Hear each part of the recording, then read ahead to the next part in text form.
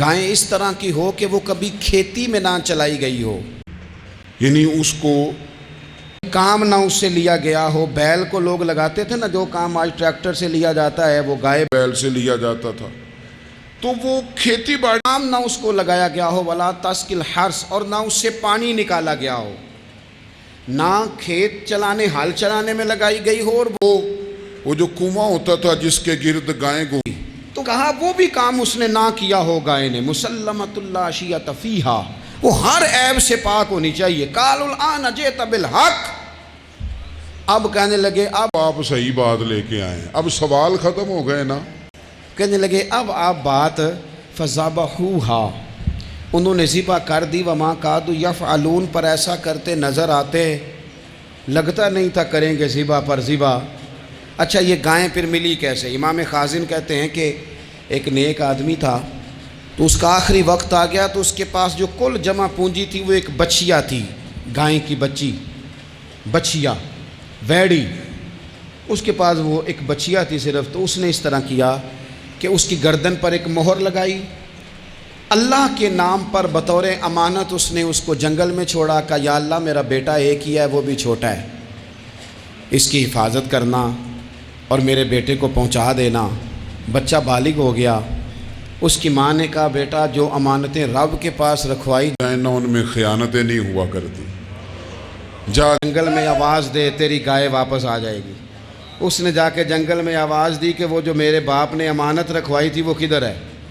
وہ نشان لگی ہوئی گائیں دوڑتی ہوئی اس کے پاس آئی۔ واللہ کی نا، جب رب بندوبست کرے، جب اللہ بندوبست کرے تو پھر معاملہ اور ہوتا ہے۔ وہ گائے آ گئی، اب اس نے کیا کیا اس نوجوان نے کہ وہ گائے گھر لایا، ماں سے آ کے کہا کہ اماں یہ تو اللہ نے فضل دیا۔ ماں کہنے لگی پتر حالات ہمارے خراب ہیں، منڈی میں لے جا اسے بیچ دے، لیکن سودا میری مرضی کے بغیر طے نہ کرنا۔ کس کی مرضی کے بغیر؟ کس کی؟ اماں کی مرضی۔ اور سنو یار، تھے کچھ لوگ جن کو لوگوں نے تانے بھی دیے کہ تم ماں کے پیچھے لگ گیا ہے، لوگوں نے بڑا کچھ کہا، پر جو ماں کی مرضی پہ لگیں ناکام نہیں ہوئے۔ یہ دیکھو ماں کی مرضی پہ لگا۔ اس کی قیمت کتنی تھی گائے کی؟ بڑی مہنگی تھی، پر 3 دینار کی تھی۔ منڈی میں لے گیا، 3 دینار اس کی قیمت لگ گئی۔